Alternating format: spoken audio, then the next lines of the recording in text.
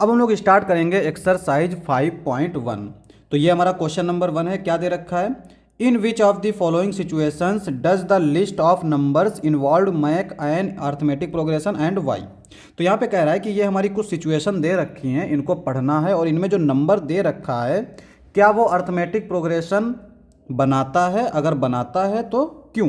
ठीक है।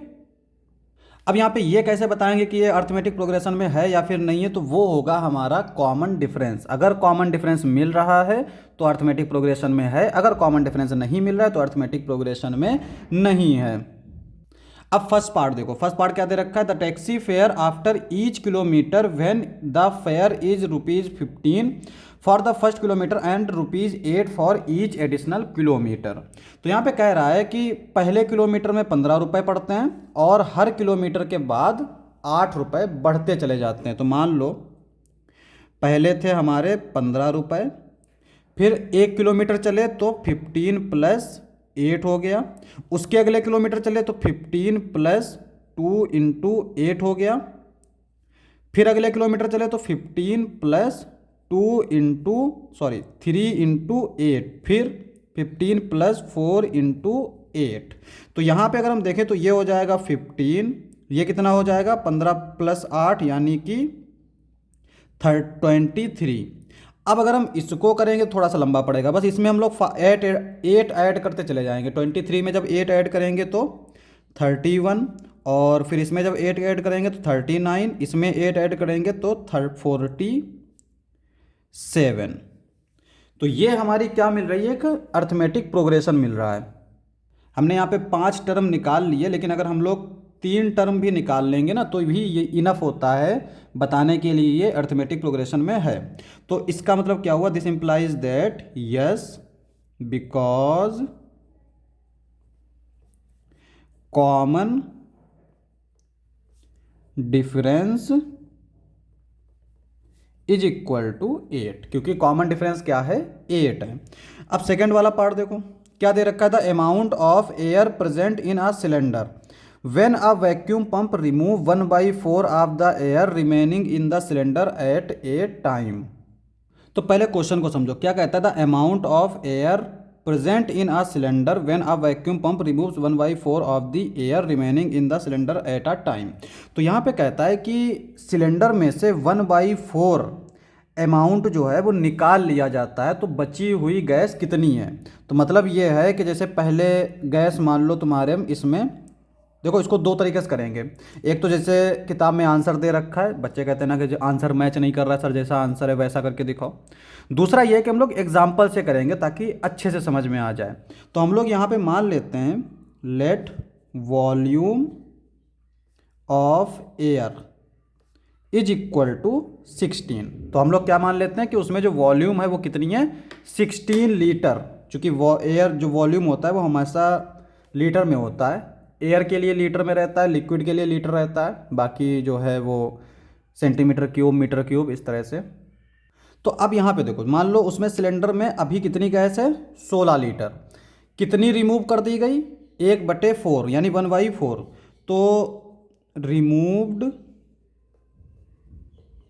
Air is equal to कितनी बचेगी? 1/4 ऑफ 16, यानी 16 का 1/4 रिमूव कर दी गई, यानी 1/4 रिमूव कर दी गई। तो कितनी बचेगी? 4 लीटर बचेगी, नहीं इतनी रिमूव कर दी। तो 16 लीटर में से 4 लीटर रिमूव कर दी गई, तो रिमेनिंग कितनी है? Remaining is air is equal to 16 - 4 यानी कि 12 लीटर। कितनी बचेगी? 12 लीटर बचेगी। अब यहाँ पे ये नहीं कह रहा है कि एक बार रिमूव कर दी बस, यहाँ पे कह रहा है कि जो भी बचता है उसका 1/4 रिमूव कर दिया जाता है। तो अब कितनी बची? 12 लीटर। तो फिर से रिमूव कर दी गई इसका। देखो फर्स्ट टाइम इतना था, सेकेंड टाइम इतना था, यानी इसको थोड़ा सा विजुलाइज करो कि मान लो एक गैस सिलेंडर है, उसमें 16 लीटर थी, उसमें से पहले 4 लीटर निकाल ली गई। जब 4 लीटर निकाल ली गई तो बची कितनी? 12 लीटर। अब जो 12 लीटर बची है ना, इसका फिर 1/4 निकाल लेना है। तो removing second time, removing second time. तो सेकेंड टाइम जब हम रिमूव कर रहे हैं तो कितना रिमूव करेंगे, 1/4 ऑफ 12। कितना रिमूव कर लिया, 3। पहले थी इतनी, उसके बाद बची इतनी पहले बार रिमूव करने के बाद। अब दूसरी बार जब रिमूव करेंगे तो रिमेनिंग एयर, अब जो रिमूव कर रहे हैं वो इसमें से इतनी रिमूव कर रहे हैं, यानी 12 - 3। तो कितनी बचेगी, बचेगी ये 12 में से 3 गया 9, तो 9 लीटर बचेगी। ठीक है, उसके बाद में फिर थर्ड टाइम्स जब तीसरी बार रिमूव करेंगे तो इसका 1/4 रिमूव करेंगे, जो बचेगा उसको इससे माइनस करेंगे। तो वही पैटर्न करते चले जाना है, लेकिन हमें क्या देखना है कि ये अर्थमेटिक में है या फिर नहीं है। तो हमने बोला था 3 टर्म काफ़ी हैं। तो पहला टर्म हो गया 16, दूसरा हो गया 12, तीसरा हो गया 9। क्या चेक करना होता है, कॉमन डिफरेंस। तो अगर हम 12 में से 16 को माइनस कर रहे हैं, देखो 12 - 16 तो क्या आएगा, -4। 9 में से अगर हम 12 को माइनस कर रहे हैं, 9 - 12, अगर 9 में से हम 12 को माइनस करेंगे तो बचेगा -3। मैंने बताया था कि कॉमन डिफरेंस जो है ना वो सेम होना चाहिए, यानी इसमें से इसको सब्ट्रैक्ट कर रहे हैं या फिर इसमें से इसको सब्ट्रैक्ट कर रहे हैं, हमेशा सेम आना चाहिए। ठीक है, ये हमने इंट्रो में बताया था, यहाँ पे देख लो। ये हमने बताया था ना कि 2 कंजुगेटिव नंबर ले लो और उनका जब कॉमन डिफरेंस निकालोगे तो वो सेम आना चाहिए। अगर सेम नहीं आ रहा है तो वो एपी में नहीं है। तो इसका मतलब क्या हुआ, यहाँ पे हम लोग लिख देंगे directly no because common difference is not same. ठीक है, ये हमारा आंसर हो जाएगा। लेकिन अब हम थोड़ा किताब की तरह मैच करा लेते हैं बुक में जो दे रखा है। तो बुक में क्या किया है, यहाँ पे जैसे हमने 16 मान लिया था तो इसको बुक ने मान लिया है v, let volume is equal to v। ठीक है, उसके बाद में वही किया जो हमने यहाँ पे किया, रिमूविंग एयर। तो इसमें से हम लोग 1/4 रिमूव कर रहे हैं। तो अगर हम इसमें से रिमूव करेंगे, रिमूविंग, तो क्या आएगा, v/4। अब यहाँ पे नंबर था तो हमने काट दिया, 4 1 जा 4, 4 4 जा 16, तो 4 आ गया। लेकिन यहाँ पे तो हमारा वेरिएबल है, काट सकते नहीं, ऐसे ही छोड़ना पड़ेगा। उसके बाद में हमने क्या किया था, रिमेनिंग, इसमें से इसको माइनस कर दिया था। तो वही चीज़ यहाँ पे करेंगे, इसमें से इसको माइनस कर देंगे। तो रिमेनिंग क्या आ जाएगा, v - v/4। तो 4 1 जा 4, 4 में से 1 गया, 3/4v। ठीक है, अब इतनी बची ना हमारे पास। उसके बाद हमने क्या किया था, इसमें से यानी जो बची थी उसका फिर 1/4 रिमूव किया था। तो इसका 1/4 रिमूव करोगे, रिमूविंग, देखो ये हम लोग लैंग्वेज दोबारा से लिख नहीं रहे हैं, तुम लैंग्वेज सेम सेम उतार लेना। ठीक है, ये वाली दूसरा टर्म हो गया। तो रिमेनिंग कितने होगी, removing second time, second time remove कर रहे हैं। देखो जब सेकेंड टाइम रिमूव करेंगे तो इसका 1/4 रिमूव करेंगे तो 1/4 ऑफ दिस। देखो यहाँ पे 12 लीटर बचा था, यहाँ पे हमारा 3/4 वॉल्यूम बचा है। तो इसको एज इट इज लिख देंगे 3/4v।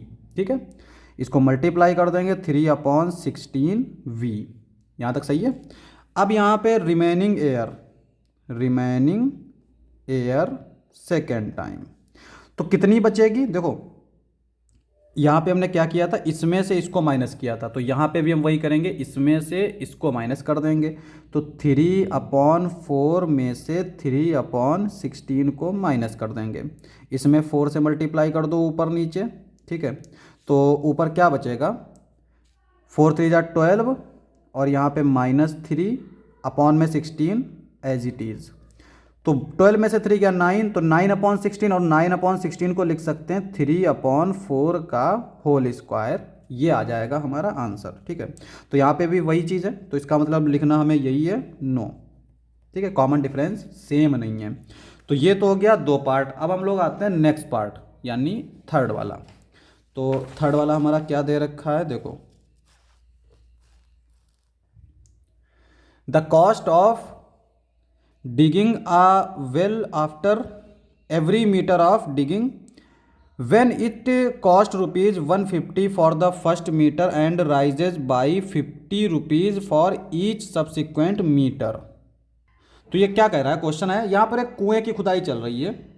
तो जब स्टार्ट किया था ना तो कितनी थी उसकी कॉस्ट, यानी 1 मीटर खोदने पर, तो वो थी हमारी 150। उसके बाद में हर मीटर पर 50 रुपये बढ़ती जा रही है। तो पहली बार जब खुदाई की तो 150 थी, और जब दूसरे मीटर को खुदा तो उसमें 50 रुपया और बढ़ गया। तो 150 में अगर 50 ऐड करेंगे तो कितना हो जाएगा, 200। उसके बाद में तीसरे मीटर पर 250, फिर 50 ऐड कर दिया। उसके बाद में फिर 50 ऐड कर दिया, यानी 300। इस तरह से ऐड करते जा रहे हैं। तो यहाँ पे ये हमारा क्या है, एपी में। क्यों, कॉमन डिफरेंस यहाँ पे लिखोगे yes, because common difference is equal to 50। Common difference जो है वो 50 है, इसलिए ये अर्थमेटिक प्रोग्रेशन में है। इसके बाद आते हैं नेक्स्ट, क्या दे रखा है, फोर्थ वाला part. The amount of money in the account every year when 10,000 is deposit eight compound interest eight 8% per annum. तो यहाँ पे कह रहा है कि जो है अकाउंट है ना, उसमें 10,000 रुपया ऐड किया गया, मतलब डिपॉजिट किया गया। तो हमें जो कंपाउंड इंटरेस्ट मिल रहा है वो मिल रहा है 8%। तो क्या कह रहा है कि हर साल जो अमाउंट हमारा बढ़ रहा है वो किस में बढ़ रहा है, एपी में बढ़ रहा है या फिर नहीं बढ़ रहा है। तो एक चीज़ देखो, मान लो जैसे हमने अभी जाके अकाउंट में 10,000 रुपये डाल दिए, ठीक है। तो इसका एक फार्मूला होता है अमाउंट वाला, वो होता है प्रिंसिपल 1 + r/100⁻n, ठीक है, ये होता है। अब यहाँ पे अभी हमने जब 10,000 रुपये जमा किए तो अभी जो हमारा बिल्कुल जेब में जो रुपया है वो है 10,000, अकाउंट में गया। एक साल बाद कितना हो जाएगा, पी है हमारा 10,000 और रेट है हमारा आर यानी कि 8/100, एन की वैल्यू 1 साल बाद। 2 साल बाद कितना हो जाएगा, 10,000 1 + 8/100⁻²। तो 3 साल बाद 3 लगा दो, इस तरह से ये बढ़ता चला जाएगा, है ना। तो यहाँ पे अगर हम देखें तो ये हमारा एपी में नहीं आएगा। उसका रीज़न क्या है, इसमें से जब हम इसको सब्ट्रैक्ट करेंगे तो हमारा कुछ और आएगा, इसमें से जब हम इसको सब्ट्रैक्ट करेंगे तो हमारा कुछ और आएगा। और अगर इस तरह से नहीं लग रहा है तो फिर हम लोग सॉल्व करके भी देख सकते हैं। ये 10,000 है, ये 10,000, 1 + 1 0 हटाएंगे तो यहाँ पॉइंट आएगा, 1 0 हटाएंगे तो 0.08। सिमिलरली यहाँ पे पॉइंट हटाएंगे तो ये 0.08, और ये जो है ये आ जाएगा 1.08 कॉमा 10,000 1.08 का स्क्वायर, इस तरह से ये आएगा। अगर हम इसमें से इसको सब्ट्रैक्ट कर रहे हैं, इसको हम A1 मान लेते हैं, A2 मान लेते हैं, A3 मान लेते हैं, तो A2 - A1 10,000 कॉमन मिल जाएगा, तो यह आएगा 1.08 - 1। और यहाँ पे अगर हम A3 - A2 देखेंगे तो 10,000 कॉमन ले लो, यहाँ पे बचेगा 1.08 का स्क्वायर - 1.08। अब यहाँ से हमें 1.08 भी कॉमन मिल जाएगा, तो ये बचेगा 1.08 - 1 1.08। अब यहाँ पे हम देख सकते हैं कि इसमें सिर्फ ये वाला टर्म है और ये वाला, यानी ये 2 टर्म है। यहाँ पे ये 2 के साथ साथ ये भी एक एक्स्ट्रा आ गया, इसका मतलब no, because common difference is not same.